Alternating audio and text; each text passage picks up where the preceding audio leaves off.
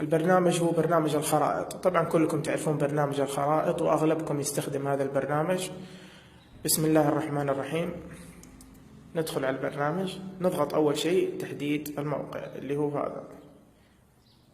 بعد تحديد الموقع نروح على السيرش، نكتب الكعبة.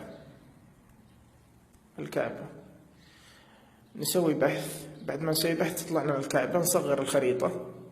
نصغر الخريطة زي ما انتم شايفين، نسوي تصغير للخريطة. طيب يجي الموقع اللي أنا فيه، يجي فين؟ هنا. طيب الأزرق، اللون الأزرق هذا المفتوح اللي اتجاهه على فوق، هذا اتجاه وجهي، يعني أنا الحين متجه وجهي الحين اتجاه الشمال، وأنا ماسك الجوال كذا، ماسك الجهاز، ألف وأنا واقف، ألف. إيوه كذا أنا اتجهت للقبلة. كذا الحين أنا اتجهت للقبلة، يعني الحين أنا عرفت اتجاه القبلة. هذا اللون الأزرق المفتوح باتجاه السهم الأحمر، النقطة الحمراء هذه هي الكعبة المشرفة اللي حددناها.